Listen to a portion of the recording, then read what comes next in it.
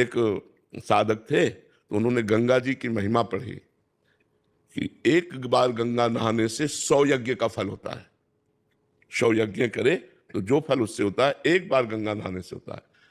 तो वो वैश्यागमन करने लगे, वैश्या से संपर्क करके। तो जब उनसे लोग कहते हैं कि भगत जी रोज गंगा नहाने जाते हो और वैश्या के पास भी जाते हो, तो कहते तुम्हें क्या पता गंगा नहाने से 100 यज्ञ का फल होता है, वैश्या 1-2 यज्ञ का फल ले लेगी।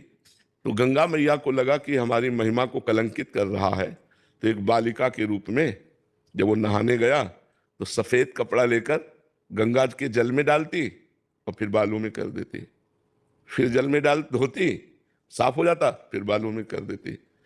तो महात्मा जी सोच रहे थे कि लंगोटी पे हम स्नान करेंगे, बालिका चली जाए तो फिर, और थोड़ी देर खड़े रहे, बस वो वही क्रिया, जल में डालकर स्वच्छ करना और फिर बालू में गंदा कर देना। तो है बार बार धोती हो गंदा करती, जब धोती है तो गंदा क्यों करती हो, गंदा ही करना तो धोती क्यों है। तो ऐसे थे। बोले ये बात तेरी समझ में आ गई, ये बात तेरी समझ में आ गई। उस समय गंदा ही कपड़ा था, ये बात तेरी समझ में आ गई।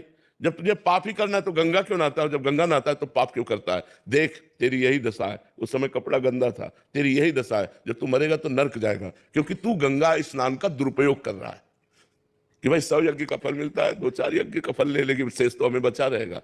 तो हम लोग क्या करते हैं कि जब हमारा पाठ पूजा और नाम जप हो जाता है तो मन कहता है ये तो हो गया ना, अब चलो और करते हैं, मनोरंजन करते हैं, फिर वो गलत आचरण। तो दोनों का बैलेंस वो बना के चलता है, तो इसीलिए वो उन्नति नहीं हो पाती, अध्यात्म उन्नति। और कुछ दिन बाद मन उसका निराश हो जाता है, क्या कई वर्ष से लगे कोई लाभ तो हुआ नहीं, तो वो आध्यात्मिक मार्ग धीरे धीरे वो छोड़ देता है।